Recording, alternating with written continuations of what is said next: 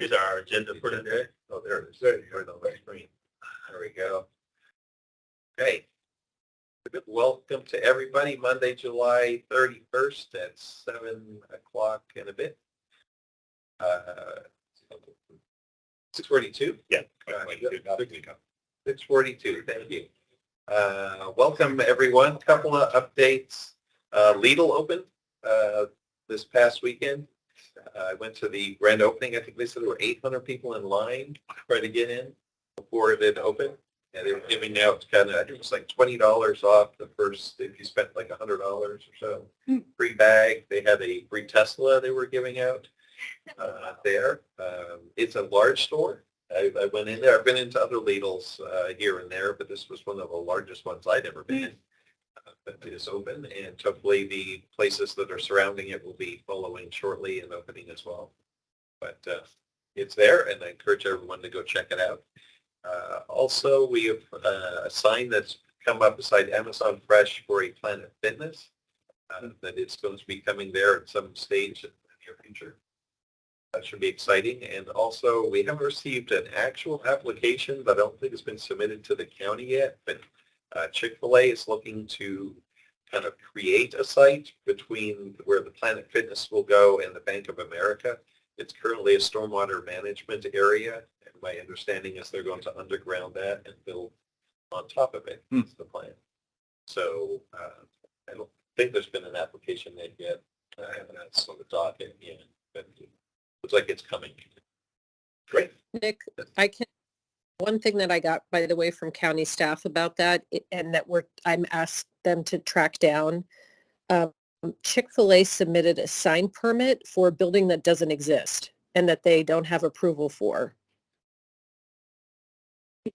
So that's what we're for. That's the definition of optimism. Yeah. Who's the attorney? I don't know. I've asked county staff to get me more information and I don't have it yet. But I reached out to, her name is Michael, and she is normally the Chick-fil-A rep for this region, and she hasn't gotten back to me yet either. So, is it Michael Murphy? Michael Murphy who did the Panera, is it? No. Well, actually it might be. I have to pull it up. Yeah. Okay. Anyway, I'll keep you posted, but we're trying to track it down too. Walter, do you have any? Yeah, no, I have nothing further to add. Just welcome everybody. Here we are, end of July. Prime vacation time. Prime vacation. Yeah, ready to get into August. So yeah, we're a thin crowd tonight. Yeah, we had obviously the open house a couple of weeks ago, 2 weeks ago here at the community center. A lot of people kind of came by. It's all the material that's available online now. If anybody wants to look at it, but we're here tonight to kind of discuss some of the results from that, and I will turn it over to Leah. Yeah, just to go over community engagement and kind of an overview of what we received that day. So again, thanks for those who attended on the open house July 15th right here. We received a lot of great feedback and had conversations with people from all backgrounds. And I think the location of the open house played a significant role because, it drew in people that didn't know about the study, people of all ages, and, people who had time commitments too. We were able to grab them for a couple minutes to talk about it. So I think that was really appreciative. So overall, we received 37 feedback forms from the open house, and then we received 25 online surveys, making a total of 62 responses as of last Friday. And the online survey responses will be collected until August 4th. So they still have until next week to provide some. And we've been doing a lot of help blocks to kind of, put the survey out there to get responses more. But do we know how that compares to the other open houses that we had? Sorry, those sponsors. We haven't compared the other feedback as of yet, but yeah, there may have been more that have been received over the weekend. And we sent it out to the task force members, asking everyone to share it with their friends and neighbors as well. So there'll be a Facebook posting as well. So we're hoping by Friday maybe to double at least that 25 in the online responses. It's the same 3 questions that were asked at the open house. So it's kind of like a mini survey or a mini question. You know, we would gauge if there's less enthusiasm, more enthusiasm, or folks are kind of like, get on with this anyway. So, yeah, for the previous survey, I think we had 225 responses, and then for the one before that, I think we had 300. I mean, folks are probably like, they still at that. It can be a sign that they trust you too. Trust us. So, you got right. Yeah, all of us. Oh, no problem. Yeah, looking forward to that number too. But just wanted to go over some common themes that we read and heard from the feedback form. And then at the end, we'd love to get kind of like your response, like what you guys all observed and conversations you had. So here's just some kind of overall common themes. I think the best thing was that the vision resonated with a lot of people. From my conversations, I could tell from the feedback that the Lorton community has been really kind of thinking about this and what they want to see in the future, and that was kind of like headed in the right direction with this vision and all the boards that they saw. And then people expressed that they want more activity, more places to go, things to do in the Lorton area. And then in favor of mixed-use development and more residential to create an active sense of place.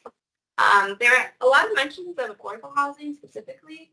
And people were saying how, they really want to draw all kinds of people here. They really want to draw people to work here and live here and play. So they want to create that, sense of place here. And then also transportation. There was calls to create better infrastructure and connectivity for all modes of transportation to really allow everyone to get around.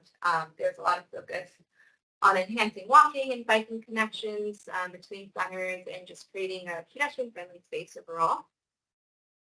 And then here, Steve emailed you the compiled feedback that we received from the public. But throughout the slides, I've kind of inserted exact quotes or comments that we received from people, which is really great because it's kind of like what we're all about is receiving these comments and seeing what to do with them. And so from the comments, I think the biggest feedback is the lack of options Lorton currently contains, and as you can see, that's what a lot of people have written to us. There's even suggestions for an anchors place to draw people and more gathering spaces to bring everyone together. So, people are really thinking about this. There's mentions of wanting to be able to walk around in Lorton and interact with diverse groups of people, creating an area where you can truly have it all, a place to work, live, and play, instead of having to travel to a lot of areas. Because that was also in a lot of the comments where everyone was saying that they travel outside of Lorton to really do their errands, to do their shopping, and also a big one also was family activities. There was really a lack of family activities here. People really wanted to see more of that, which I think makes sense given that a lot of people come here with all their kids and children to this community center. And then there's also wanting to create a space and a relationship where people can support the local businesses and the businesses can support the community. So, people really want to see that full circle come around here. So the interesting, go back to, so the interesting one here is residents and business owners need more commercial shopping close by. Mm-hmm. Do we know that actually when they say that? What are you thinking? It's probably more options, like more diverse types of uses, maybe. Commercial shopping. I mean, it's like you got a Costco. I'm just kind of curious as That's a to good question. what. Like was this a thematic analysis that went under certain headings, or was this an actual response that someone did? I don't know about, Those are literal responses. yeah. Sir. That's their direct ones. Yeah, I want So the they're not- questionnaire. They're not being, Not deemed for some reason, they're deemed for. okay, okay. So I wouldn't know what that would mean without probing. And well, some of the things we heard in the earlier survey, people were saying things like they like to have a local hardware store, they like to have a local furniture store. So I think it kind of gets more to the options, the lack of those types of options here and now. That would definitely apply to like somebody who has, either a small area or some landscaping things in the area. We don't have a hardware garden store. We don't. This Like kind a of Fisher's. depot, right? Yeah, Or like yeah. a Fisher's hardware, like a Fisher's in Springfield. Yeah. Pictures. On the top left there, I'm not sure what Latin festivals are. I think I meant Latin festival. I see. There's so many, the families, Salvadoran families specifically, just right here, I'm guessing, but I'm just projecting, having worked at the highest way. But I Yeah, would, I'm not sure. Was that taken directly off of the? Yeah, okay. I would think that it probably pulled from, and they have so many events, and I know a lot of them go to Springfield. To these event centers there. Want to make sure it wasn't something I'm not aware of. Yeah. You try to keep up on jargon. Right. That's yeah. Maybe it's twofold. Maybe it's Latin festival and teen festival. That's the only, My I've wife heard is it. Latin. And I'm not positive, but Yeah, I kept it there. That's I not- don't know. yeah, I would I know don't that. know. Yeah, and the full set of the full set of these comments are in the information that I sent to. So Mhm. yeah, so Saw that. this is kind of on that. Yeah. Got Yeah, and then, there were also some concerns, which are also good to hear, because this really helps us kind of address key topics in the comprehensive plan also. This allows us to work with other partner agencies on how to best address some of these specific concerns. So most of the concerns, and these were all the concerns that I received so far, and so most of the concerns were kind of targeted around growth and what that means for the area, such as traffic congestion and the use of existing open space. So, there are ways to address these concerns, and I kind of just want to bring it up high level attention to that. We expect that there will be growth even if we don't have a policy change. But with, an updated policy, we can really target that growth and create a sense of place where, people want to go out of their cars and walk around, bike to different trails and activities. And so, this will also ultimately reduce sprawl, less use, improve traffic congestion and indicate, the important role public transit can play also with these areas. And then another big concern was using the existing green space for development use or losing green space. So, these concerns can also be addressed in the policy by, increasing or enhancing green space in these areas through, additional green space areas and trail connectivity. And really, this is where we work with the partner agencies to really figure out how to get this done in a planned and targeted way. Go back. Just break these down for a second, because I think there's some good comments that we've taken into account before, like the density in the area should be medium density. We already have significant traffic. I think one thing we've identified is a lot of that traffic is just coming through our area. And so the idea that I think Wendy originated it be to slow down like the Lorton Road corridor and have it be, less attractive or pass through, more attractive for local residents. That it wouldn't necessarily have a significant traffic impact as much as the hope is to supplant that impact with us, the residents who are on those roads and not people passing through the area. And even the idea of having more people close to the place that they want to go, Right. That Exactly. and if you do it right in a pedestrian and biking friendly way, you are really adding to the traffic because you're making it easier for more people to support the types of uses you want to see. And it's been really interesting as we went on our going through the whole parking reimagined initiative before the planning commission right now. We had 63 speakers And what was fascinating is the difference in opinions quite often, and this is just observation, so it's not statistical, but based on age. A lot of the younger participants in that discussion, that public hearing, all in favor of it. Reducing parking, reducing the number of spaces, environmental reasons, walkable communities, mass transit-oriented communities. It's fascinating. And of course, different generation, car-oriented, looking at, problems with parking on side streets, going to be relying on cars for a long time. So there's a real dichotomy there. And I think one of the things that will be helpful is to have that discussion in more detail before this is planned, because this is a challenging area. It's not a massive space. I know good designers get a lot of multifamily and other type of housing there, and design walkable areas too. But I think it's going to be an interesting debate. If you look around here, have that debate now rather than just when you're breaking ground. Any more comments on that one? The Fairfax County population is falling. Is that accurate? Past 2 years. Oh, it has? Yeah, I mean, it's not falling, but it's not growing. Not growing. Yeah. Okay. Is that partially because of the pandemic might have changed some? I also feel like numbers are still a bit skewed.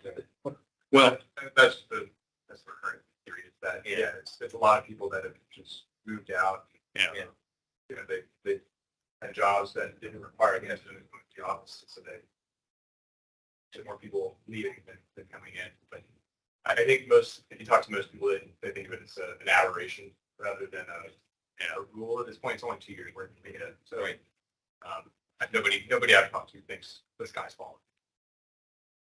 You'll see this with DC, a lot of other jurisdictions in the area, Montgomery County. Yeah. I think too, this is something we can also look at. We had a recent briefing on trends for our public policy committee, and just the consideration of where the building is going to go as you look at how people are going to live in our county in the future. I guess what I'm getting at is I think some of that big picture information helps inform this process too. It's something to when the county and the board and everybody else are ready. I think it might be helpful to share because it adds perspective.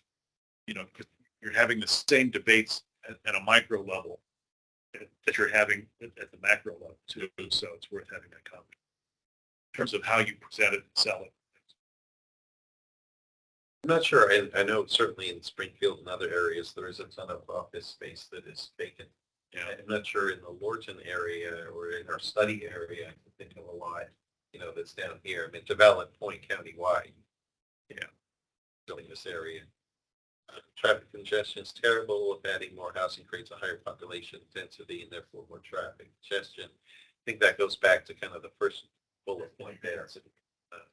That we're looking to more, kind of divert or not make as attractive for pass-through traffic as much as it will be for locals. Once no more green space is used, I don't think we're targeting any real green space in the area.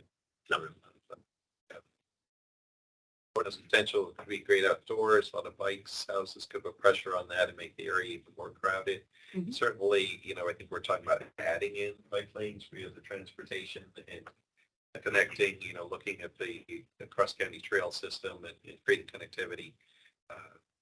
So I'm not sure. Obviously, we've got people that does make the area more crowded, right? There's no kind of getting around that, but hopefully it'll kind of create a sense of place and they'll be our people. Yeah, and I think what you all begin to with the help of the consultants is it's not always how many people you add, but how you add the people, right? So and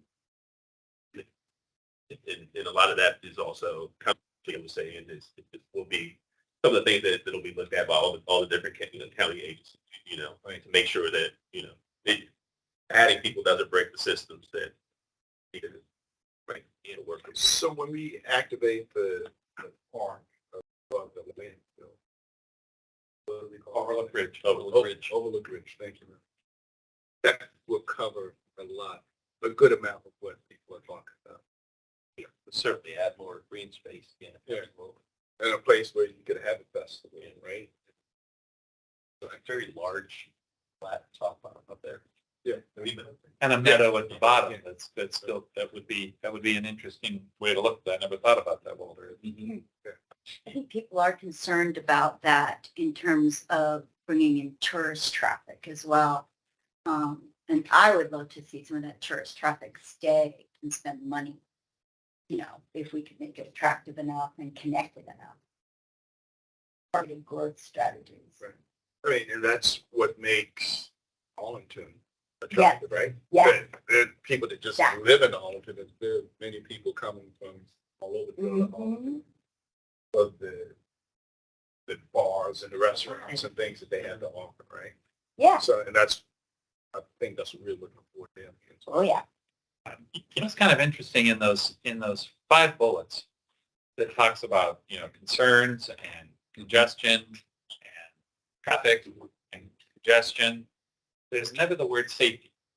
Huh.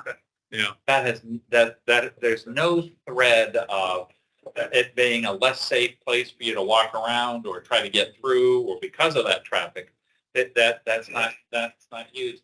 I think that's kind of interesting, because that says to me a perception that it's a very safe place. So that's not on my register. I think the other thing, this gets to some of the conversations we've had, staff and others at the planning commission. That second bullet in the large box, increase walkability, biking, and public transit to reduce traffic congestion. I think public transit, we have to think in the larger focus of not just buses and BRTs, but the rail system itself and how we can better utilize that. It will help with what you're talking about. It will help with what's Yeah. planned for future densities and things like that. Would there be a way to get from the train that's going to run an hour? I mean, that's pretty awesome. To the ski place. Can people go to Richmond? It's really, I had a meeting in Richmond the other day. I can't take a train to Richmond and back to drive. I mean, that's terrible. It's not very far, So, I mean, once we get that up and running, which heard should be coming, how do we get those people there? So it's rich for shuttle systems. With the bike, do we have scooters here? That people Yes. scooter. Yeah, oh yeah. And they had them trialed for a while at the VRE, the Lorton Art near us. Okay. And they were there for about a month and they're gone. I don't know why. But they being used. I honestly didn't try. It's It'd be interesting to see. it would be. I have seen a few people use it. What I've seen more of is people walking from this neighborhood to the transportation center. But, I mean, I know some of my former students, they don't have cars. Dale, just about your point about safety. I'm just trying to wonder, do you think in some ways people just jump to this conclusion that Lorton isn't meant to be walkable because it was never really made walkable? Actually, I think that's possible, yes. Yes, and when you see the most walkable corridor, Lorton Road. Yeah. Yeah. I'm just channeling my inner Wendy Henley right now. I mean, it's just, it's not lit, it's not safe, there's no buffers, and if I ride a bike down there, sweet Jesus, I'm on my own. So, I mean, that's why it's kind of fascinating that when they I don't know, that jumps out at me. But then we have policies already in place where we create bike lanes, great bike lane down South Run Road, tremendous. And then we allow cars to park on it. So it's 2/3 parked, so you're still back out in the road. And no biker feels safe along that. And so I thought, well, maybe it's just during the week. But then on weekend, speaking of parking reimagined or less imagined, that all the residential parking along the roads from people leaving their work vehicles there until they come back. Well, okay, then those are not, they are not congruent policies. And it might be hard, it maybe in our area could be the place to say it's going to be one or the other. You're going to have the on-street parking and allowable, or you're going to have the bike lanes. Because I don't see the two of them being the same, and maybe we should just say that. Interesting, Tim, when you looked at the box, the word that jumped off to me was buffers. And I absolutely agree that the idea of buffers to keep green space and transitions to spaces to buffers, and especially trees. I was reading on Nextdoor, yesterday's news tomorrow, and Loudly, about a stream channelization, which the county had announced in 2020 they're going to do. They needed to do it on Greeley and Carly Parkway coming down, 2,400 linear feet that they're trying to improve and take care of. But they're going to take out 100 trees. And you would think that you were beating people. I mean, it was the commentary on that. You can't do that. Well, okay, stream channelization on a natural resources basis has never worked. But if you're trying to lessen the damage that's happening right now from the streams as they are, and they've not ever been improved or worked out, then you have to take another look at that. And there's only one person out of about 40 that said, well, now wait a minute, should we really? And they immediately flashed up the study and the reasoning for it. And there's absolutely no agreement. So, and it was from people that say, I walk along that. And there were people say, you can't get down there, and it's all slippery and deep slope. I walk along that. Once again, that doesn't make sense. So I think if we had a buffer type in Lorton that people knew by seeing that buffer that meant you were on a trail that was leading you to or connecting you to, I think that would be a very quick thing for people to recognize. One of the pieces that I'm not sure we quite have right yet is the connectivity between, the different commercial zones and also kind of the mobility, the way to get around the area. Really like to see everything kind of come together. Mm-hmm. Mm-hmm. So that people have made trails places. There's one, over here kind of gets you through to Lorton Market over there. Mm-hmm. But we need some better, kind of proper connectivity, maybe lighted or looks to be paved. It looks like it's a dirt path, I think. To get everybody have the ability to kind of get around between this areas. I know we've talked about it before, but the branding can be part of it. Yeah. Like the art, having artwork. We see it in different towns that do that. League Art Center, Yeah. to bring that in and make little sections of town with art that denotes sections of Lorton. I think we could do it. Be cool. We get Arlington vibe. Yeah. And with their art, I think we should include to make sure we capture wayfinding. Mm-hmm. Yes. With After that. what? Wayfinding. And the flag. So as you drive north into Mount Vernon District along Richmond Highway, you got Higla Valley, Gum Springs. Absolutely. Oh, Yeah. Good point. Yeah. Yep. So having Zephyr Hills, those are beautiful signs. They are. They are incredible signs. Mm-hmm. I had a great conversation on that with Angelique after the last meeting. And I took a picture of this and I'm trying to 123.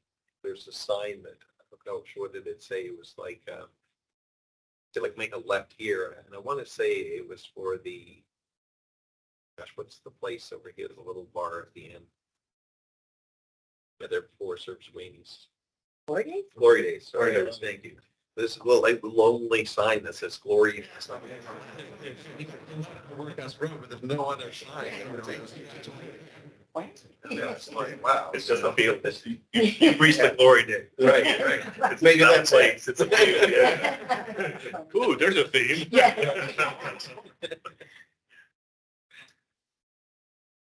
But yeah, certainly, they need some sense of place for us, but also people have to know like where to go in Florida. Throwing over my shoulder to the inelected back table, are there models right now that you use in planning for buffers and connections, like what Walt was saying, through connectivity, through signage and things like that? Is there something that you already have as examples you could show?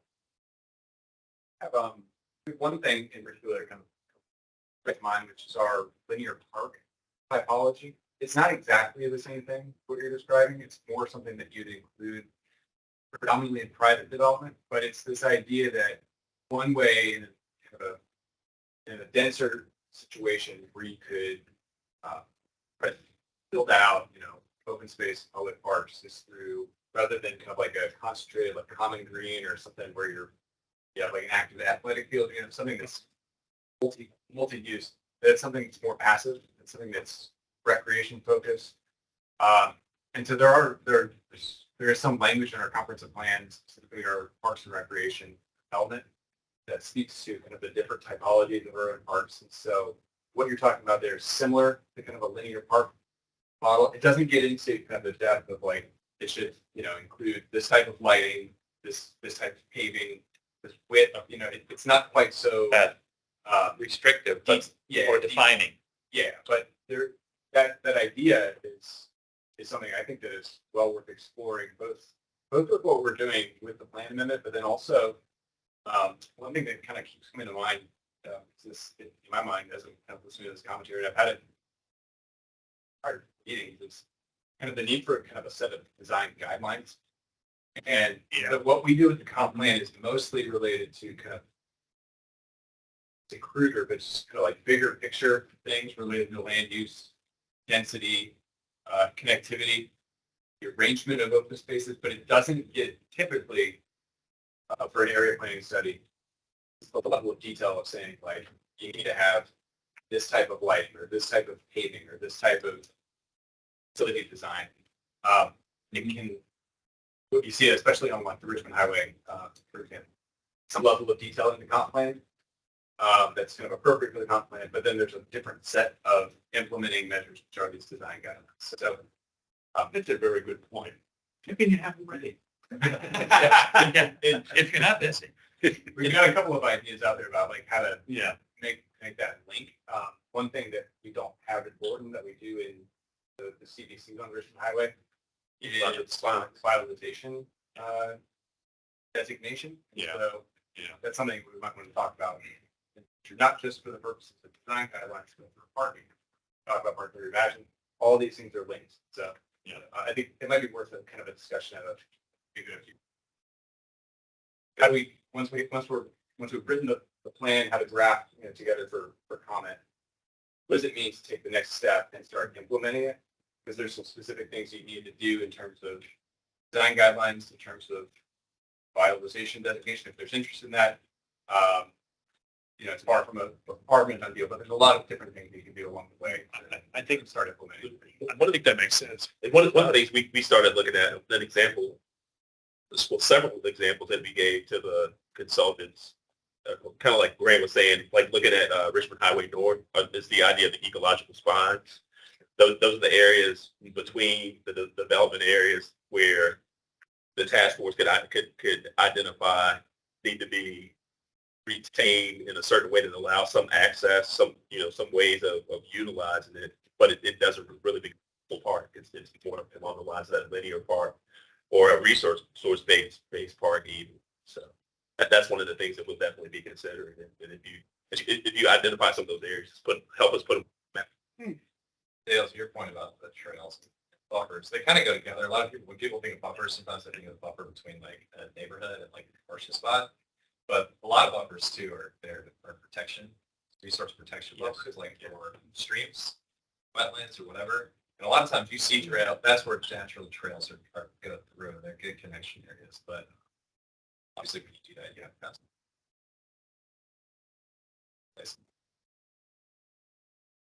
more impervious surface. There's a lot of stormwater guidance. Yeah, there's strategy to do that for sure. At the South County Federation level, for 2 years, Linwood Gorham has shared some of the concepts of pocket parks and how that has also been proffered in some developments, and how that has really helped them as a park authority in looking at creating the walkable, looking at the new PROSA guidelines, which talk about 10 minutes away, walking to a park area, 10 minutes away, 10 walking minutes away, because 10 minutes on Lorton Road would be a lifetime. But when you look at something like that, he is also very quietly implemented. You also have to think in terms of upkeep and maintenance. So once you say that, just like you're saying, those buffers, those are great. Where we have seen the failed buffers where they've not been maintained, or, 25, 30 years ago, when everyone thought Bradford Pears was a great thing to plant, because they'll grow quickly, and boy, they're nice green leaves. And now, Out in the storms. thank you. And as we just, exactly. So now you have to kind of think through that design. And I Yeah. really like that design guidelines, the open space futures. That's really, Well, we have partners, park authorities, so sometimes we can work with them to create some sort of agreement for some of those trails. But then, of course, some of those trails come through properties, like you said, private developers. There have to be easements and negotiations and agreements on who's going to maintain it all. So, yeah. Wow. So complex. Break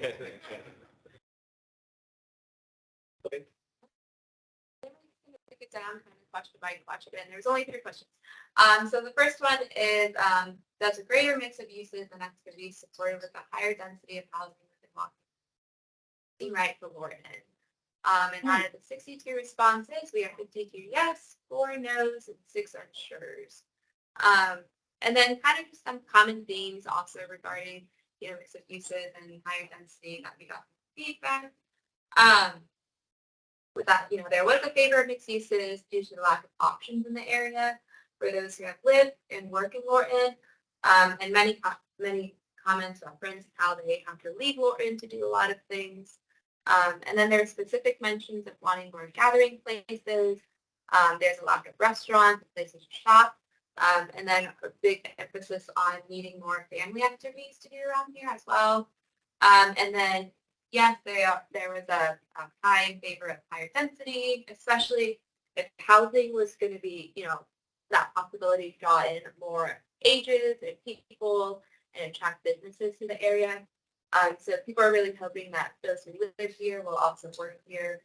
And then back to more green spaces and places to gather in general, whether that's kind of like on sidewalks, park space, or outdoor seating. We really want to have that gathering space around Lorton. And then going back to some specific comments that we received, and then, I thought one of a really good comment was, I'm okay with more housing as long as it brings more retail, restaurants, and other amenities to the area.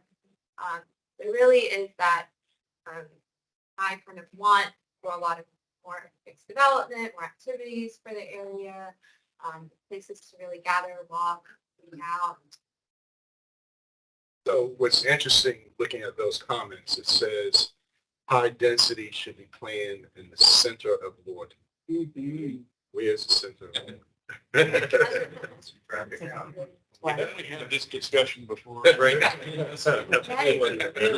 ought to have a task force to look at that. Hey. That's gonna be the Group next of people together, get the county professionals involved, Go and give you all markers. planning staff. And, Yeah. I think we did kind of debate this, but I think we kind of identified it as identified exit for.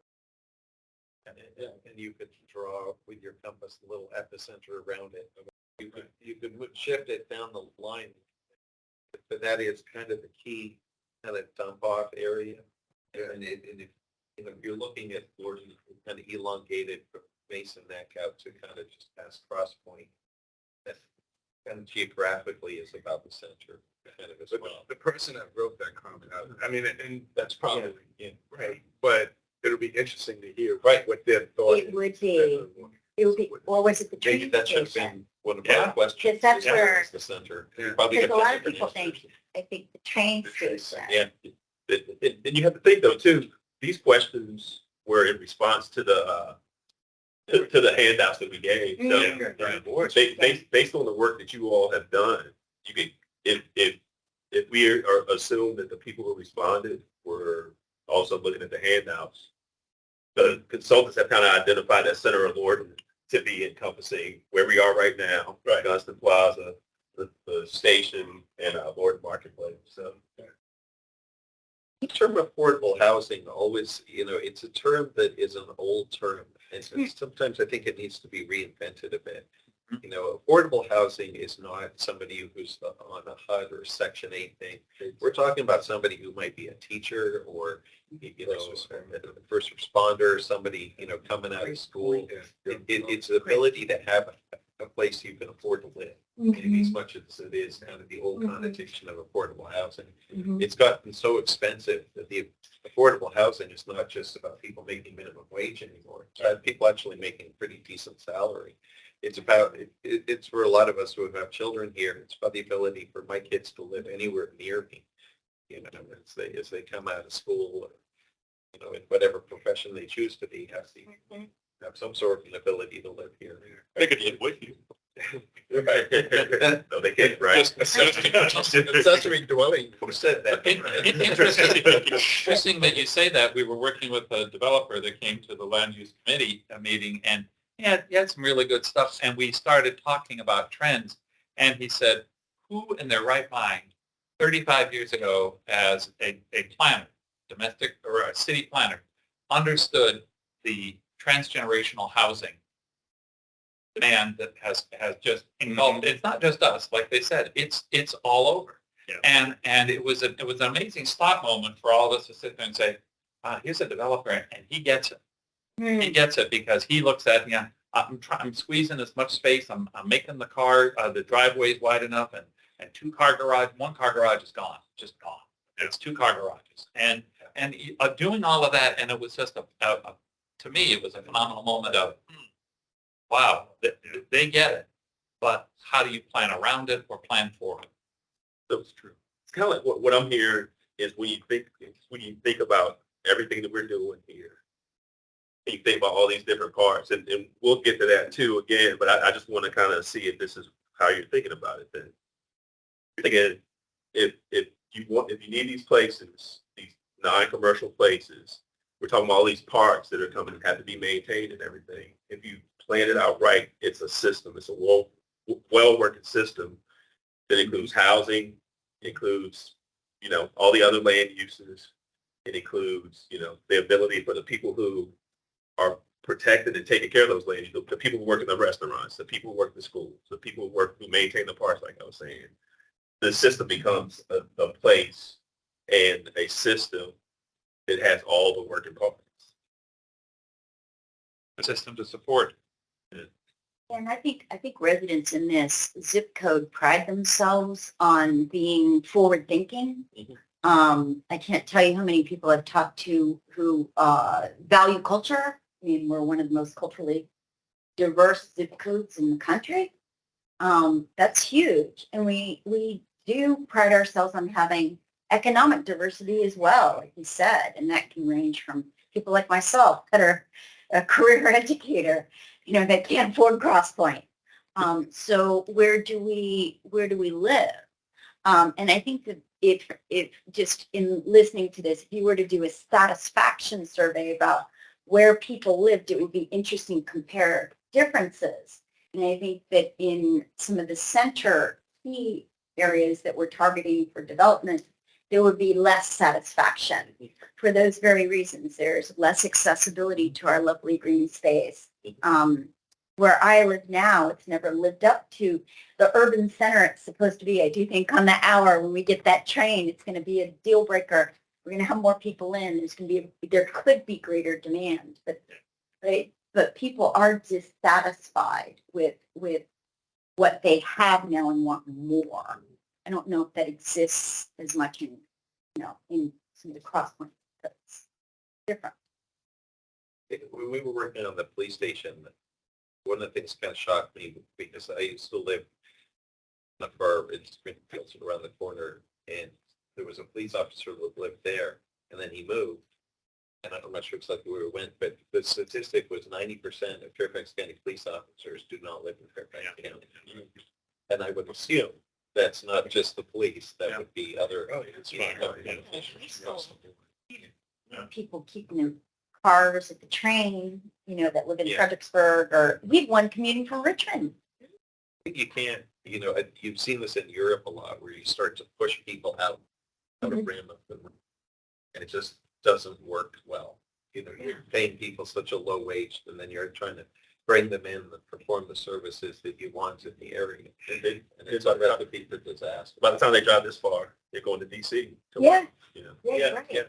That's all making traffic worse too. Yeah. Right. Yeah, it's a big part of it. Yes. People forget about traffic. Yes.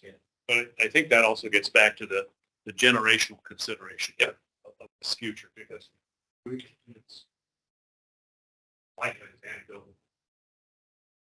What I see is the next generation not necessarily looking for the same kind of houses that we build here now. Mm-hmm. So Bentley home is not. They're looking for a place that lets them stay, Yes. live closer to where they work. They're looking for a place that accommodates enough in their family and has accommodation, and has services and close by within walkable or semi-walkable distance. So I think two things that's going to be part of your design, part of the challenge of communicating that design to the next generation here that's coming in. You're really not planning the same cross point or whatever group we planned for in the past. You're planning,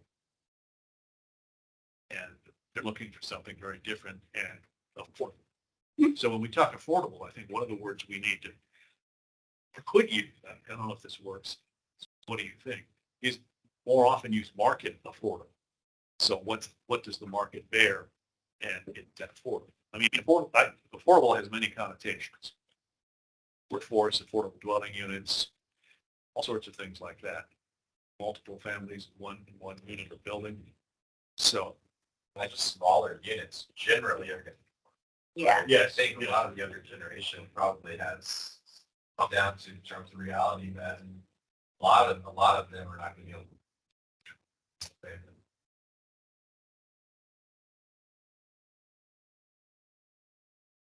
People want a different life too. I mean, there is that attraction of the Arlington vibe, and I just always go back to branding, and I know I'm sorry, I'm proud of it constantly, but I mean, like, when does branding come in?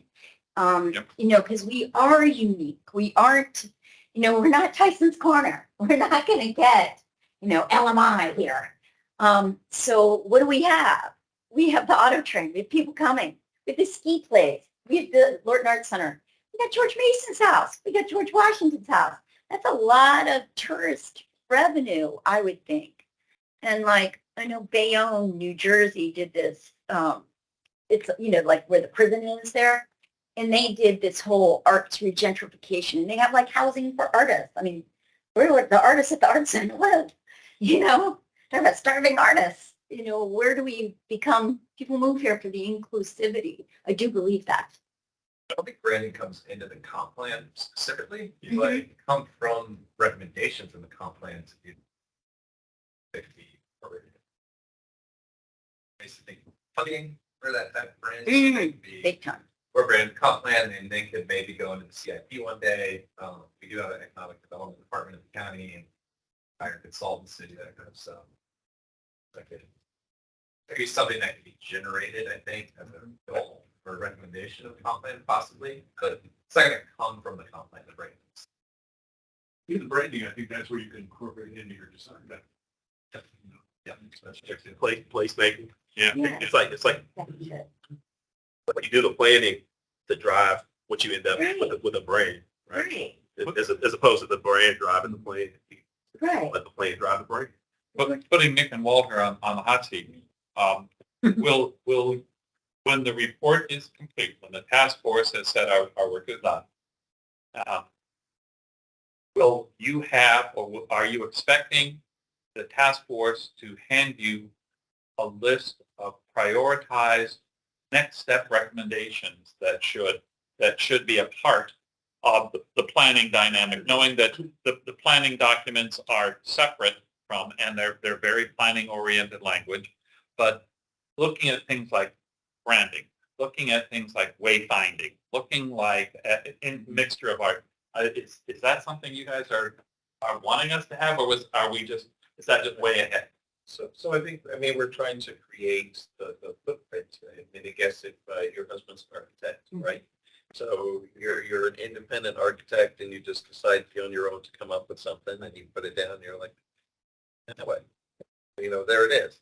And part of it is organic, that I'm sure every developer who is anybody in the area is on the list of comp plan amendment emails that come out, right? If you're wanting to be in the know, then those things come around and that's on people's radar and they kind of go, hey, what's been happening down there? What are they doing?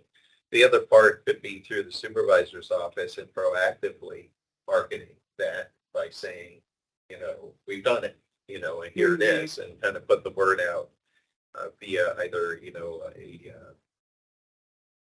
marketing campaign, but a kind of like a package, a summary of it and have it kind of advertised. Somehow all of the work that we've kind of done will hopefully create a comprehensive plan language that enables the outcome to at some point appear. And then how do you get a fee? That's up to at some point a developer working, in line with the county and making all of those things kind of come to. What I would say is, oftentimes when we're doing these area plan studies, one thing that we've done less frequently in the past but are starting to do more of is including some specific implementing, not conditions, but just text in the comp plan that speaks generally to how the comp plan will be implemented. First and foremost, it's private development, right? In terms of the land use changes, but then also there might be specific references to what might need to be done on a communication on a branding. You can include, it's not that the plan is the thing that's doing it, but it's listing the kinds of things that will help bring about the type of change that's envisioned, so that the sentiment isn't lost. It kind of sets forth a vision, and some of that could be done through county involvement, some of it's the private sector, some of it's involvement with the city. But it makes sure that you have a sense of this is what it's kind of going to take. So to your question about kind of a priority list, so that could go into the comp plan. It's just not that we're not going to do as a part of the comp plan exercise, for example, we're not going to do the design guidelines at the same time. You know what I mean? It's just saying maybe that's one way of it. So that it's kind of saying, it's not a work program necessarily, but it's saying like, these are the kinds of things that we've talked about that help. So to hear the things we want to see in the plan and what we expect, but without getting into the specific. Right. So with the BRT and doing Embark, they say, here are the lanes and this is sort of what the design is, and that was that. But then came behind it was, okay, what should the bus stations look like? Should the route be shaped like this? What type of signage? So that came, identify what the stops were going to be and sort of those expectations. I've seen too in other places that have developed, like, kind of that place first to develop, right? So there's like the identity, and then what I've seen centered, some nonprofits will follow in, like Main Street communities. A lot of those will kind of run like branding or like the small businesses like that are trying to get established. Mm-hmm. Like I used to work in town of Culver, and so that was a place that had a nonprofit Main Street organization. And they did a lot of that branding work. They did a lot of coordination with Main Street communities, but you don't really have that until you kind of start to get place established, right? Like where are you actually branding for? Where are the small businesses you're trying to help out to get established in a small place? So you need place first. I think, well, to an extent with the branding, yeah, because I think so. Like especially with the wayfinder, that's a lot of branding. Oh, totally. And then you'll start to get like events, like in the farmers market downtown, and that's all part of the like branding. Like an email. And then a lot of times you see those Main Street orientations from those farmers market. So a lot of it's done by the community or nonprofits, like once you get that. So just to summarize, so I understand, because I'm completely new to this. So basically, what I hear you saying is that you really kind of need a sense of place established first. So your 4th of July little celebrations that they used to have, your farmers markets, you need, well, we've got some stuff going over in Liberty, but we don't have it here. So there has to be some leadership in that area. So what do you see in terms of leadership making a change? Because without that, do you know what I'm saying? Like we kind of have just one big sprawl right here. But like your nonprofit and health effort was just an organic group got together and it. Yeah, I mean, it was pretty well established, like they, Yeah.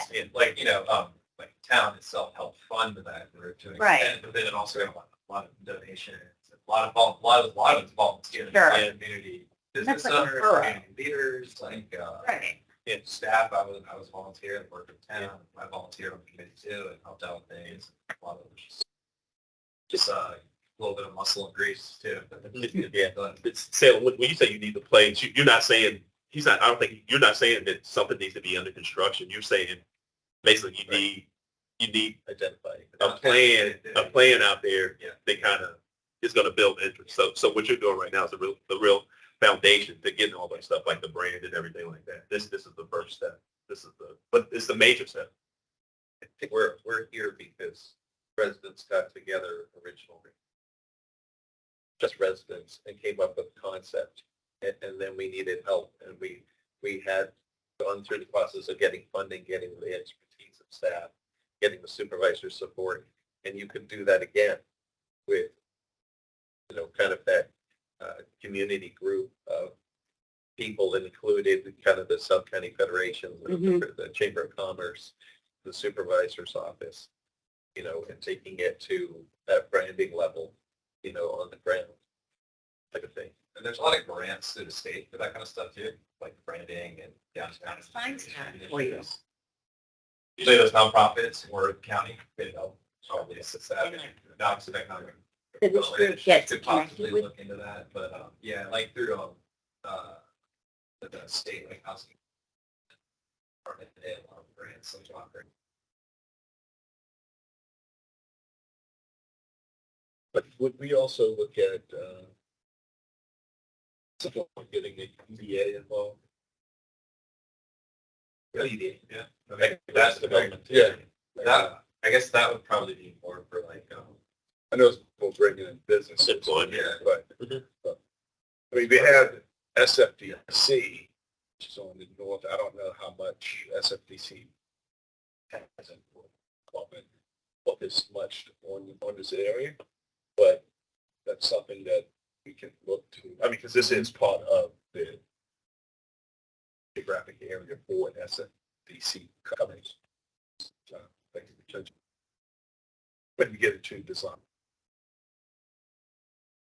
One thing on the, what we're doing is comprehensive plan change. Yeah, so, Yeah, corporation. The comprehensive plan change is not rezoning. Right? So even though we're making this comprehensive plan changes, a lot of the things we'll be doing will start to rezone. Right? Yes. So that has to go through the regular county process of applying, going through the sub-county federation, go through the planning commission, board of supervisors. So this is just kind of the idea, but then it would have to go through the process for many of the changes that we propose. And this sets the tone for what those changes have to include. Right. So. Okay. There's one thing on the ski resort, it's just because it came up. We did meet with Alpine X last week. Things are going slow. The issue really is cost, basically. The cost to borrow at the moment and the cost of construction materials is really high. So it is just kind of at a snail's pace. That it's, I think they say about 2.5 to 3 years to construct it once they kind of got everything approved through the green light. So you're probably looking at a minimum of 5 years out. I think we kind of speculated at the moment. Yeah. So Just so everybody's aware kind of where that Oh. sits. I need all the time to learn to ski again, so. They need more people. They need more people. That's what we're talking.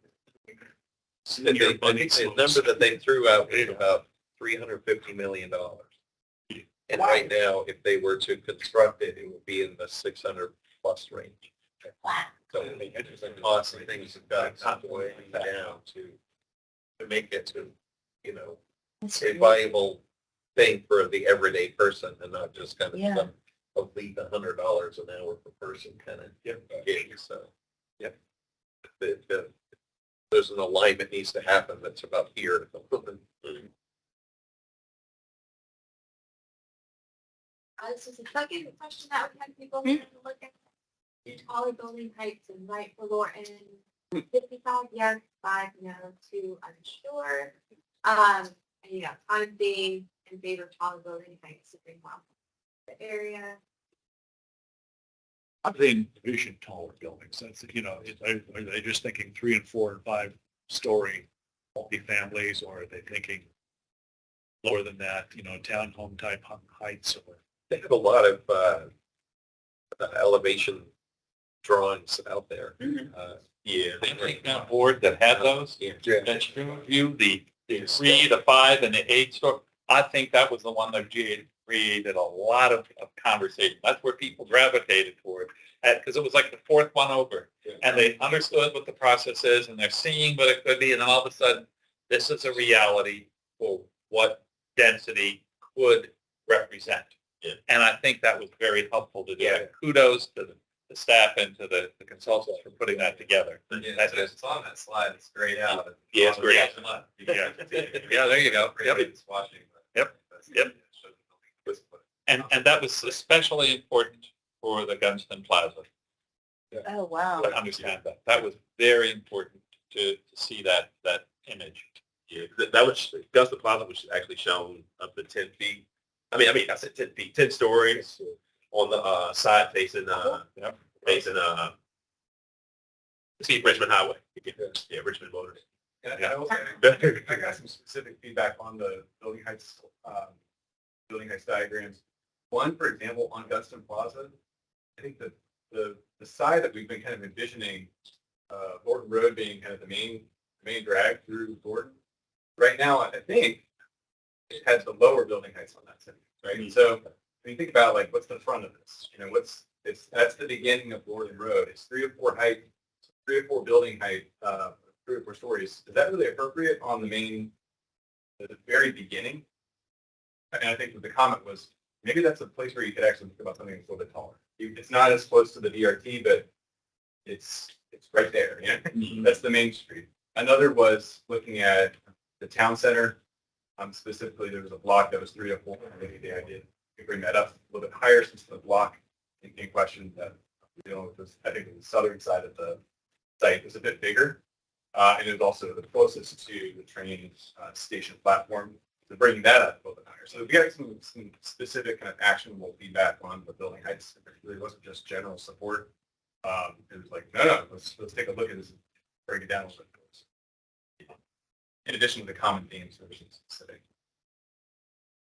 And as the consultants start looking at the possibility of shifting heights in certain places, if you go up in some places, maybe you have to come down some places because they also have to park on these sites within these things. So that's another thing that they're going to be working on when we come back to you all in September. Balance everything. I think generationally, you know, we talk about the younger generation, the height doesn't get in the way it does some of the other older generation that's been around. I mean, look at Mosaic, right? I mean, that's not They're like- terribly high, right? And that's a nicely done community. Yes. But kudos to the staff on that. There's Mosaic, and then you cross over 29, and there's Son of a Mosaic that continues on for the metro station. And the density of the metro station and that development around there really makes the Mosaic look minor. Right. And I know that at that time, you know, whatever Merrifield is who, you you know, who? I mean, whatever it was, that now is amplified by that. And I think that's part of the planning, and I think that's part of what Parking Reimagine was talking about density and what how many parking spaces are in there. And I think you're right. There is a generational piece. I don't care. I don't care. Yeah, there's actually plans to expand that area. You're talking about Merrifield, the north side, and that's one of the things that we have to look at with that too. It's we look at the building heights, how you transition out of those, because there is some lower height townhomes and condos there, and that's one of the things you know. It's a much larger area, but even in those larger areas, it's not just a you know do as you wish type thing. You still have to look at the transitions there. So that's one of the things that's really sensitive here too. I do think, you know, the survey response of taller buildings will attract a younger demographic. I don't disagree with. Once again, I would separate this area from Mosaic and others by cost and affordability. Yeah. Yes. What's that? Yes. Yeah, I mean, gosh, we have 5 kids and 3 are graduated now, and 2 of them don't have cars and don't care to. One was Amazing. yeah, they have a scooter, but they don't look at it. They don't look at it the same way.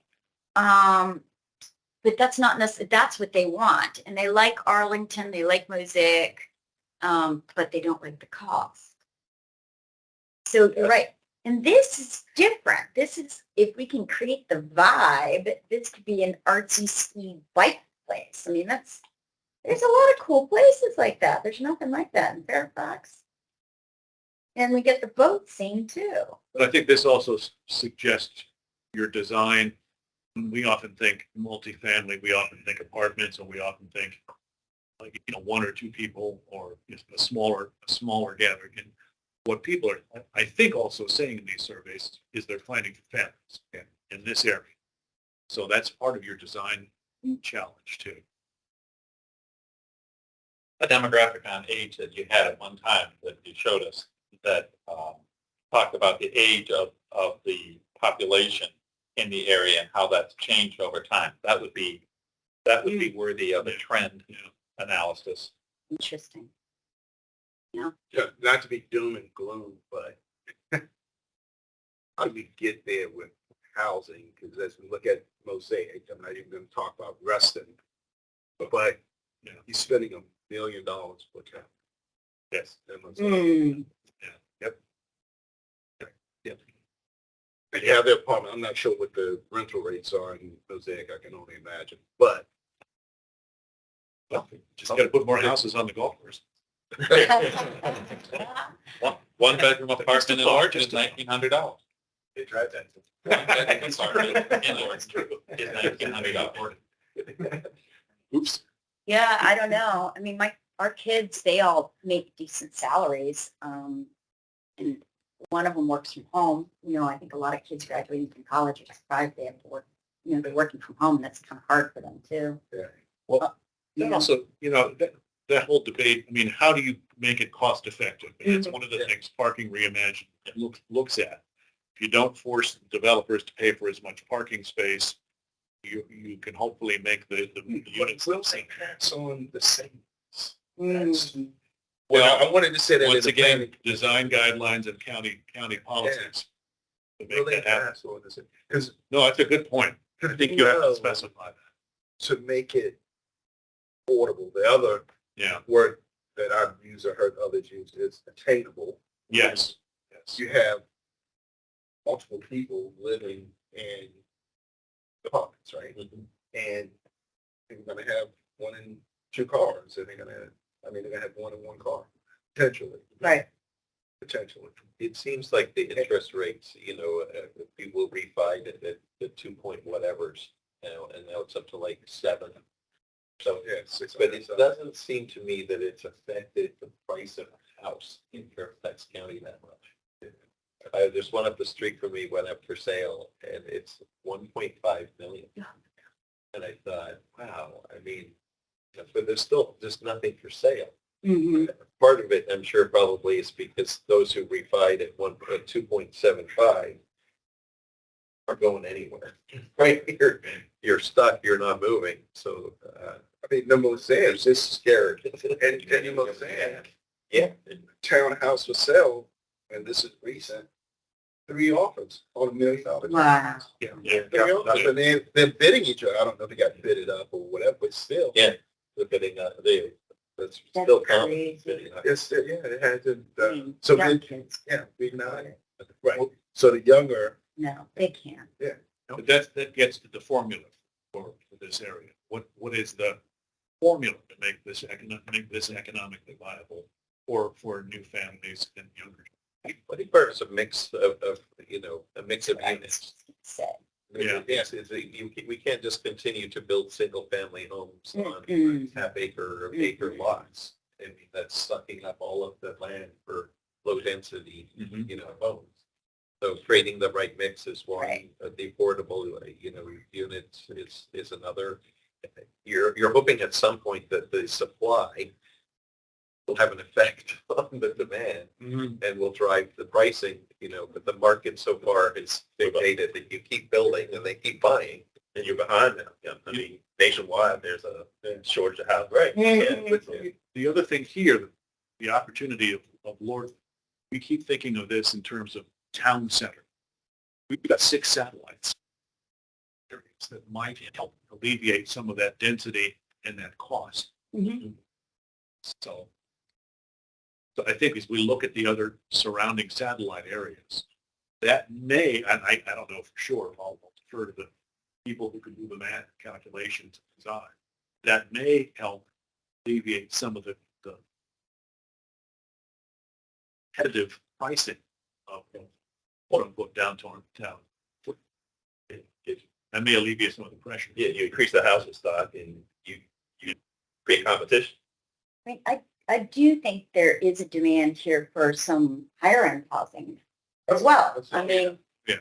even along the train, for example, we have we have a lot of Fort Belvoir officers that can't get housing. I mean, most of the people who live in my neighborhood, those are rentals. They pay a lot of money, and we have one apartment. But I do believe that if we created the brand and the vibe with everything else, you can get the people. I mean, like when I've talked to people, I've said this before, my friends from New Jersey, what do they know? They know Lorton. They don't know Tyson's Corner. They don't know Mosaic. They know Lorton from the auto train. Right. They know my fountain bike friends. They know Lorton because of our trails. They know it from Fountainhead. I mean, we've got some things that draw people here that people would like to live by too. So, I mean, that's a similar demographic, I think. Okay. Sorry, just I don't know where we are on the agenda. I'm just trying to keep track of time here. So Yeah, we get it. Yeah, We still got a long way to go. I know. Oh, no. I could, well, Tell me to shut I'll try to make my part of it. Yeah. You want to wrap up? This is kind of just like the last question that we ask people. Do these kind of you 55 yes, 3 no, and 3 unsure. But we'll send this out. We'll send too. this out. We'll send the whole presentation. Yeah, and those are common things we've talked about. so it was pretty consistent It was. in terms of the solutions. Right. Yeah, so good. Yeah. All right. So here's the big thing. Yeah. We'll talk a little bit about the planning data we sent out to you over the weekend. Mm-hmm. To start off, we just wanted to show you an overlay of the study area and the activity nodes and with the transportation analysis zones that are being studied, and where we've gotten the population data from, population and plan potential for dwellings, household numbers, and everything like that. There's a lot of different ways to look at the data, and we're going to try to kind of make it not so complicated through this. So, again, these are the side-by-side maps. See those 6 areas that Tim's just talking about. Yeah. So something that we've learned in working with the current team of consultants is that the original market study that was performed last year was accurate in reflecting the market's potential, but only under the current adopted plan. And that also, a lot of what drives that current plan is the previous ways that the development has taken place throughout Lorton as a whole. And we are now in the process of planning for the kinds of development that could support the achievement of the community vision that you all adopted a couple months ago.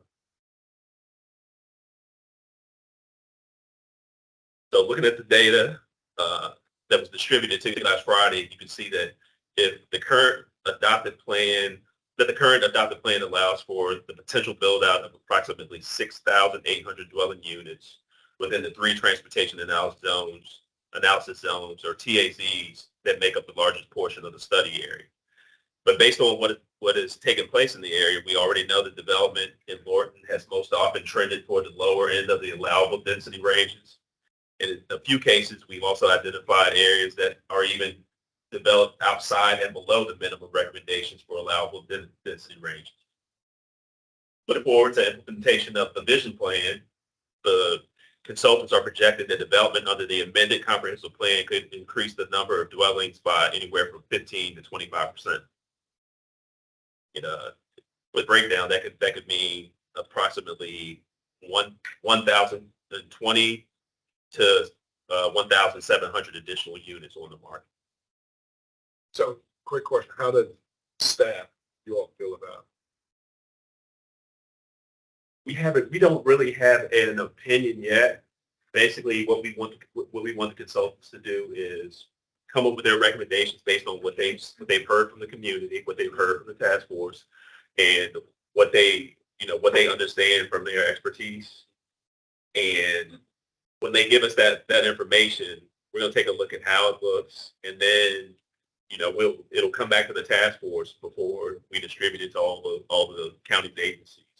And when we get the full picture from all those county agencies, that's what we'll be able to tell you how we feel about it. Like the impacts. So I would kind of think about it like it's a lot of things we've already talked about a lot tonight. Current comp plan right now, about 6,800 volumes, right? That's what it's already allowing. Mm-hmm.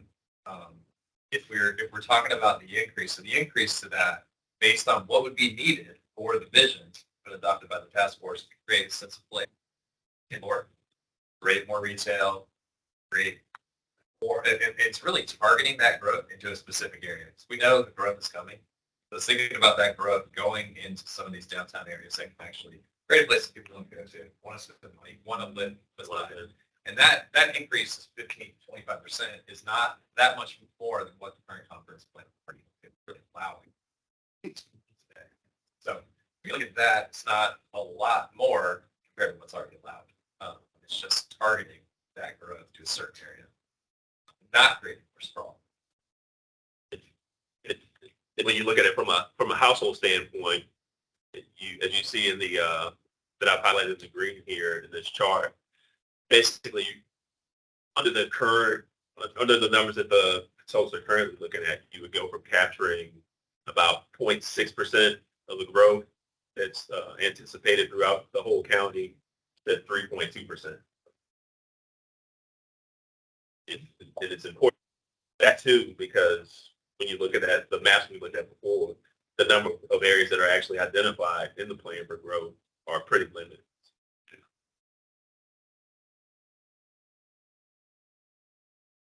So the consultants have also been looking at the employment numbers that might be needed to help support the vision. Because if people are working in the area, more people are working in the area, that's going to give you the daytime traffic you need to support all these uses that the community and the task force are considering.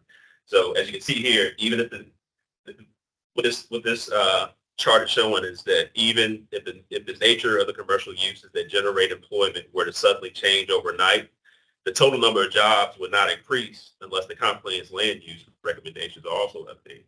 That's one of the things we're looking at, particularly in those two, number 5 and 6, those other two satellite areas that you all were talking about. And these are jobs that would be here under the current plan. Yeah, under the current plan. These are basically right now, nothing changes within this area to create additional jobs. You can change it, you can have all these retail jobs, but because of the nature of the way the plan is currently written, at such a low intensity across most of the areas where commercial and non-commercial, well, not commercial and non-residential uses are allowed. You're not going to change. You're not really going to change the number of jobs. You would just change the profile of the job. So given the area that we're in, jobs, how do we compete with other surrounding areas, but more immediately Prince William County, right across the. That's what the that's why the consultants are looking at areas 5 and 6. I think they call them Lorton Works and Lorton South. They're already within an area that's currently planned for low intensity industrial uses and flex uses. But when you think about it too, if you create more places for people to live in this area, you're also creating jobs, through that, because then the commercial areas, there's additional space for the commercial areas to grow as well. When you start looking at how lowly planned and developed these, in the intensity ranges that these current commercial areas are. Adding mixed use intensity is not only adding residents, it's adding new jobs.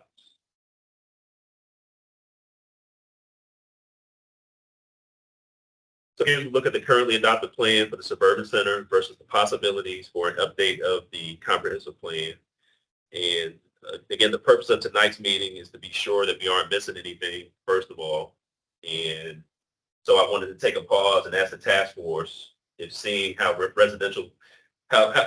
seeing and learning about how residential development has already underperformed its full potential under the adopted plan helps you to paint a more complete understanding for why commercial and mixed-use development has been built out the way it currently is in this study here. You think there's a correlation there? I think it's traditional design. That's influenced a lot of this.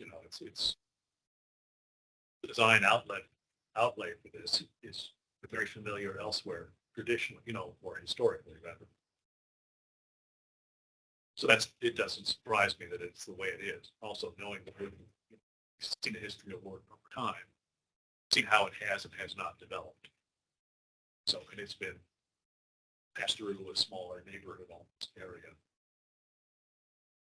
And a smaller residue of affordable housing. But I think the plan amendment study makes it Lorton bigger by looking at those 6 nodes.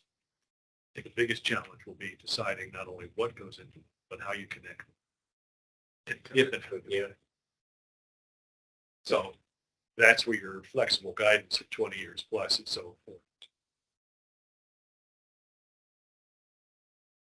And your language, I think you're going to have to introduce people in the comp plan language to a broader Lorton, the 6 nodes. Mm-hmm.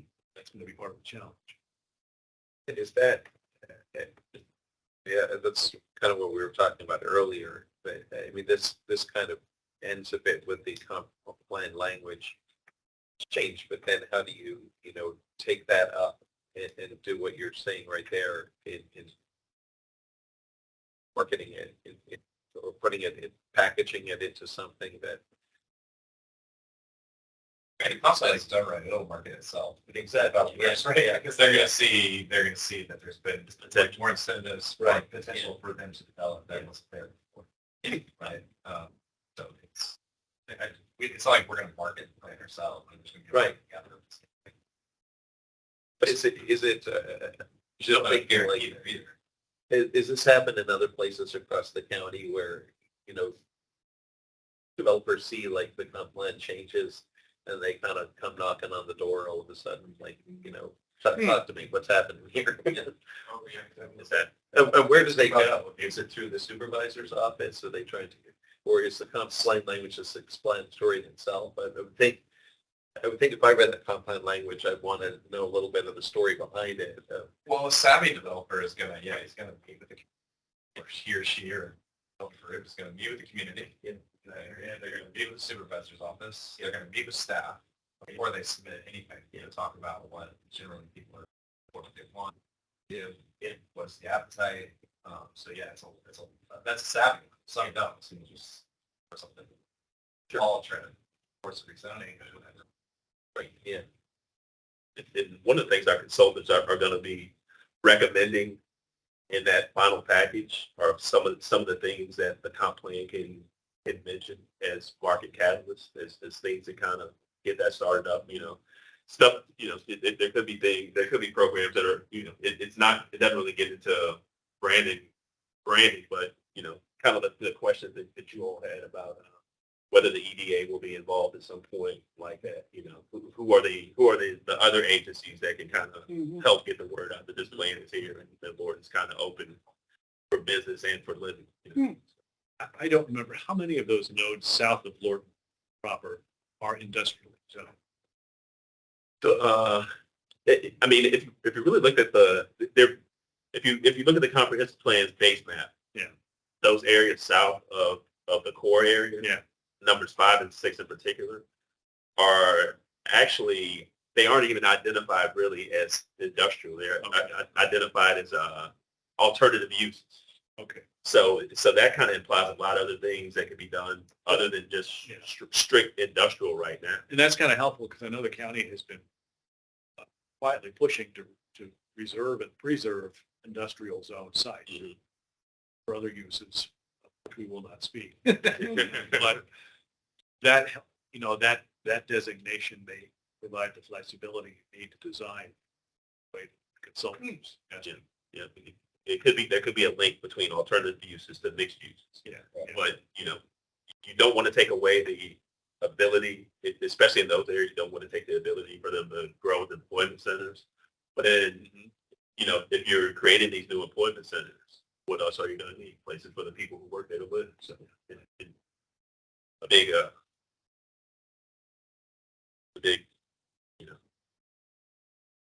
everything's interconnected.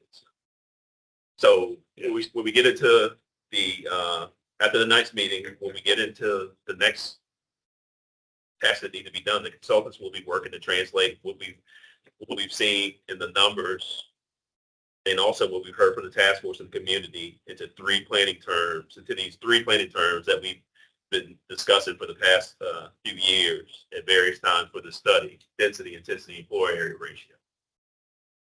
That's like we get to the plan, the terms population, households, and all that are going to turn into these terms basically. Density, intensity, floor area ratio, dwelling units per acre. And the consultants will return next month for which should be a final update from them. And then the study will shift again into a phase where their recommendations for achieving the community vision will be analyzed and tested by the various agencies of the county. And we will primarily be tasked with determining answers to these 4 questions that are listed here. How much development can be anticipated within the study area in core, first and foremost.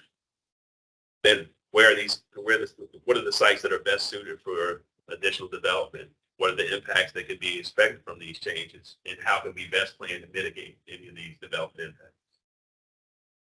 There are a whole lot of other questions that we're going to ask, but these are the 4 primary questions.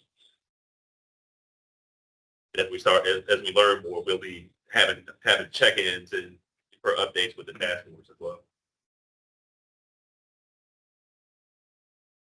This is just something to show how interconnected all these different things that we have to consider as members of the community, members of staff, members of the task force as we move forward.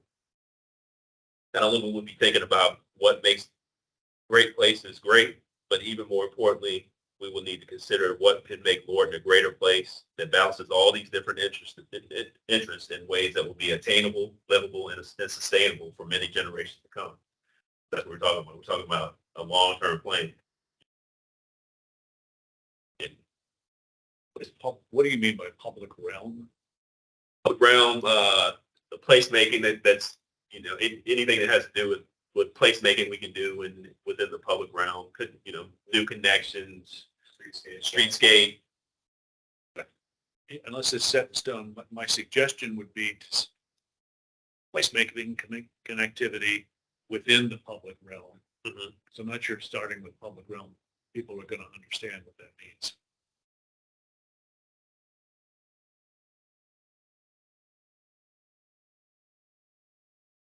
change that before we publish the presentation.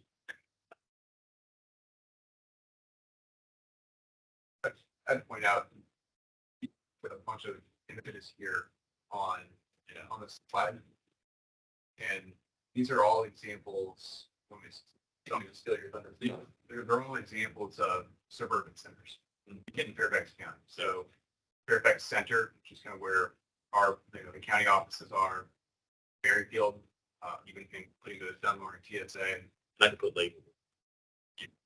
Those are other suburban centers that are getting at some of the characteristics that the task force has described in terms of what they would like to see in the future in terms of more buildings, more compact building forms, strips of streets, community open spaces.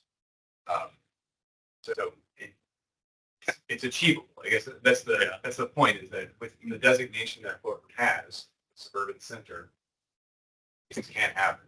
It takes a long time, it's a long-term vision, but it is achievable. I mean, the one that we have on the bottom right-hand corner is a new high-rise building. It's still under construction right now. It's happening. Yeah, it's happening right now. So, but complaint is the base. Complaint is what helps set forward policy that the private sector is. Yeah, and we encourage the task force members. We'll be taking a break during August from meetings. We'll be getting back with you all in September, but you get a chance to go out, I'd say, to the government center. To Fairfax County, right across the street from the government center. You see this building. It's a 12-story apartment building. They're still working on the inside of the building, but you can see these 2-story buildings are right in front of it. They're separated by a parking lot and a travel way. A one-sided parking lot. And with what you've seen from the consultants about the step-ups, in no case are they even thinking about, haven't even really shown a step up from 2 stories to 12 stories. But if you go there and you're walking on that street, you can see how it works. It's not that that building doesn't really loom over everything else when you're out there. It somehow fits. It's almost crazy to think how tall that building is. Back for a second, just to quibble from this upper right-hand photo. And the building you're portraying there is great, but you got just a mass area of cement and roadway. And I don't know if that's the picture, because a lot of people are going to absorb this based on what they see at this presentation or this meeting. I'm wondering if you want to zoom in or change the picture. It's actually it is Gallows Road at the very Focusing on this kind of design is good, but Yeah. you're going to have to take a cab to get across the street. Well, I actually picked this. I picked this photo on purpose because we were standing there on that corner. It does look kind of daunting, but it's the fact that there's something that you want to cross that street to get to that's really important. That crosswalk. I just hope you can get across in time. Surprisingly, it actually functioned pretty well too. Yeah. It's right there at Gallows Road. Yeah. Oh yeah. It's right there. It's north. It's between 66 and 29.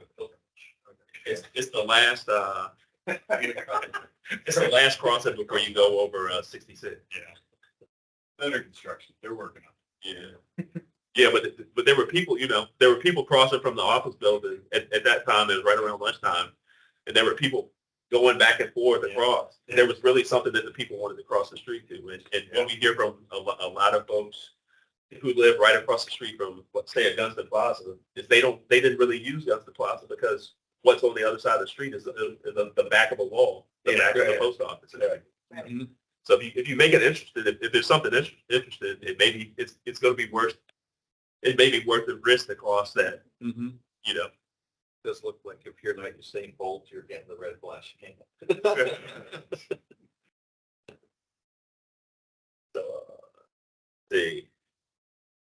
So next, I just want to go over a little bit of the schedule moving forward. Of course, on the far right, we're here tonight, July 31st. Then there's going to be a countywide break in public meetings during August, and staff will still be working with the consultants. A mini survey or questionnaire that's open now will be open through this Friday, August 4th.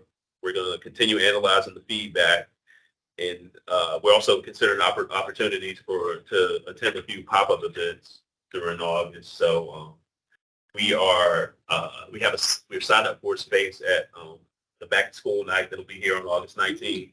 So we'll have a table and a tent because try to kind of keep a little cool from the heat. But and after that,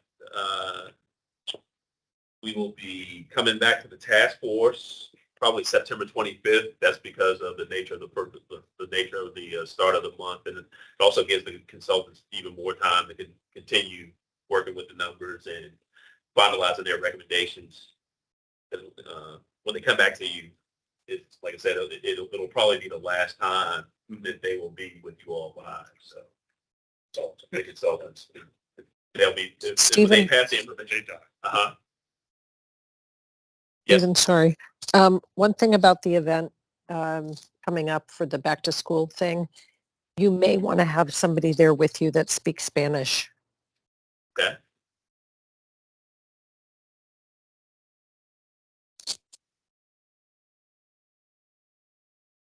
So two people on our, Nick speaks Spanish and Maddie on our team speaks Spanish. She's running the event, so she wouldn't be available. And I don't know where we're signing Nick yet too, but. Yeah. Which Nick? Our Nick. Oh, you're welcome too. Our Nick. I speak Spanish. I know. Fill in. Oh, you speak Spanish too. Perfect. So again, Come to my house. You'll get a full experience. Yeah. So again, in September, Renaissance Planning will be returning to present their near complete set of deliverables in the form of their recommendations. And then in October, they'll be finalizing them. They'll end their contract with us. And once they've submitted the final deliverables, again, DPD will be distributing the land use scenarios and recommendations for the plan to achieve the community vision to all of our partnering agencies for review, analysis, and testing of the potential impacts. And again, as the process continues, we will continue to provide updates to the task force. There may not be enough. Sometimes we may have just enough information to send you some blast emails, but we may not, it may not be something that needs to schedule a meeting, because we want to make sure that when we do start scheduling the next meetings, we're coming to you with a lot of new information for your consideration. We're going to work now. So we're going to be working. There's going to be a lot of time that we're going to be plugging away, getting that plan amendment. Yeah. Particularly, we'll be working very hard on that. And then back to you. So we need to kind of go to work for a little while.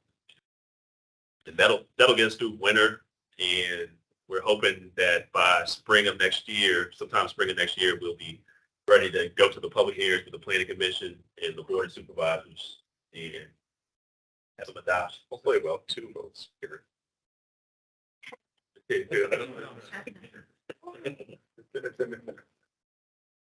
So with that, before we wrap it up, I just wanted to leave you with a few more examples of some of that mixed-use development that Grant was talking about earlier throughout Fairfax County, how it's taking shape, and see if there are any additional questions. And this is just, these are a bunch of different places. You can see, again, Fairfax Corner, a few different views of Fairfax Corner up there. You see Maryfield. There's even something from Tyson's. Kids playing up in the They're so popular. one of my sons. We were at Tyson's visiting one of my relatives. So I felt a way to sneak him in there. But really the thing that we want you all to continue remembering is that when we look at this data, the data is Lord specific data, and the idea is not to create another Mosaic. It's not to create another Tyson's, not to create another Reston or anything like that, but it's to see what happens with this land to create a more unique, livable, sustainable, more. Thing I'd like to see is a better kind of, I know and I'll hard it is to bring up the placemaking zones in there. And I want to say they're like 1, 2, and 3, and even include like the Amtrak. It's a way to kind of bring them all together so that people aren't going just to individual places, that just as individual things, they're not each improved. That it kind of brings it all together a bit so that people have some connectivity and feel like it's, a whole and not, one, not 3 or 4 individual things. So that when people are at the Lorton Town Center VRE station, that they feel a connection somehow to Lorton Market and to Guston, Cummins Plaza.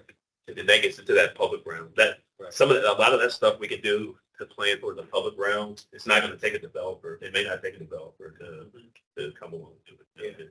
There's some things that transportation can consider, that goes along the way of connectivity. Then there's other things like public art that could probably be done in a shorter term, in the shorter term, or at least plan for in the shorter term. Then, then maybe some of these one of these whole sites might flip, Right. But kind of do things, you kind of plan and try to find a way to get some of those things done. You're again creating that interest not only from the community, but maybe bringing some outside eyes to invest in the community too. So. That's a good question then. So if I'm hearing this correctly, so like for example, there's a lot of talented people. So if we started improving even streetscape of Lorton Road, it's a dump. Even making it nice in the middle or whatever. And I don't know, where does that money come from? Or painting on the side, I would think you could start doing that. Like when you get off the exit, it looks terrible. Street sweeper. Yeah, garbage. Or if you've walked along it, because we have walked along it. It's not, you don't feel safe. So is that something the county has money for, or where do we start with that? I don't know this stuff.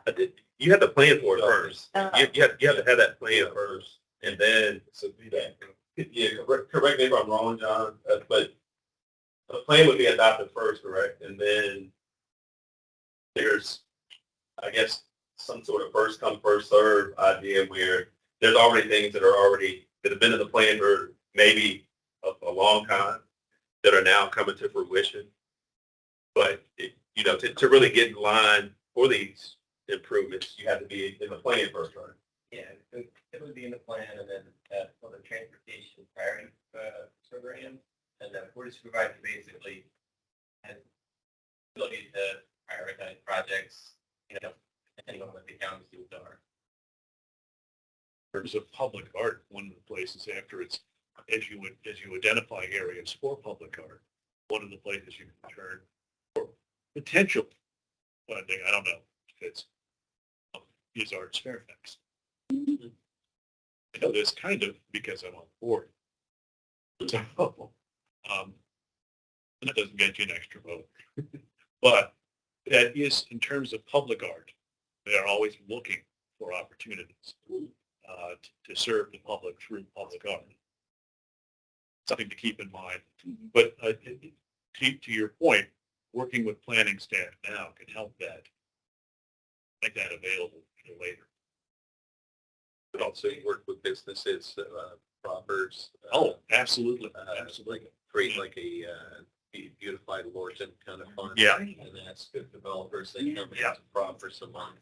And as you get up 95, there's a like a welcome to Lorton sign there. That was a proffer from a developer. Mm-hmm. There. Good kind of, You got some options. get up with the chamber. You can see if you can get some. I think there's like 7 landscape companies in the Lorton area.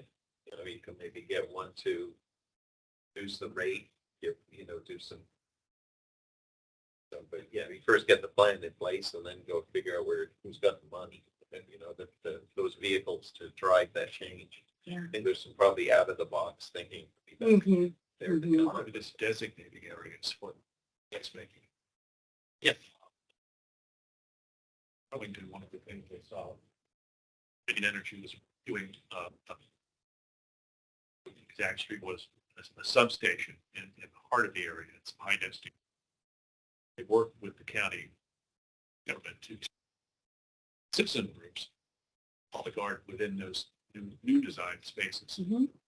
They do that often. Yeah, but a lot of them, they've done it before. So you have businesses, to your point, contribute. But it's worth, the point is, it's worth putting that in general. Thank you. And Nick, on to your point about having some have a framework that will allow Lorton as a whole to achieve this vision and not have this, not think of it as just 6 isolated pockets of intensity. That's something that Tim Reisner was also kind of describing, like, what about the areas in between, right? And I think it's an excellent question. Because right now, the pockets that we've kind of identified, the activity nodes, are just that, they're activity nodes, right? But one thing that Renaissance is going to be doing is providing some more generalized, not just text, but numbers that look at the area between, kind of the interstitial space. Some of it, as y'all know, is constrained. Environmentally, there's some sensitivities in terms of section areas, for example. But taking a look at those areas in between and trying to figure out which of these areas would be, even if they're not the concentrations of intensity that we're kind of planning for within these nodes, what could you do? I think that was some of the feedback that we got at the community meeting, or to the open house, was talking about the areas outside. So I want to just say that we're also going to be looking at that for the next next month or so, which is kind of a refinement of that concept of just the 6, and also think about generalized recommendations for areas outside of so creating that cohesion between that real core of activity. I think of it mostly between kind of the first 3 activity nodes. There's some established neighborhoods there too. That's been some, well, not just environmental constraints, but neighborhoods well established. My lawn. There's much opportunity to do a lot of change through some of those places, but whether there's an appetite for this. Yeah, even without the change, without the land use change, though, I think we'll have them looking at ways of connecting them. Maybe if they have open space that butts up to a road, how do we get them, how do we get them without having to get in the car and drive, a half a mile to get to the town center, right? When they can walk like a third of a mile to get to the town center, or, a tenth of a mile to get. The look of trying to walk from the BRE down to Lorton Market in the moment is not That'll be a big part. But then again, though, it all depends on what's on the other side of that walk too. And what's along the way of that walk. Right. Yeah, absolutely. So, looking at all that. I don't want to be a damper, but I think we're closing up at 8:30 in this building. Yeah. And it's 8:30. We want to keep everybody. Great conversation. Thank you all. Well, thank you all for your hard work. Thank you. Yeah, thank you, guys. Thank you. I think a lot of people are on vacation today or travel. The next, get everybody back in September. We'll send everything. Yeah, and a link so that the people Great. are Thanks for. reporting. Thank you. Nice job. Have a good night. Thanks for Good night. being here, too. See ya. Bye. Bye, guys. See you later. Good night. Good night. Enjoy the rest.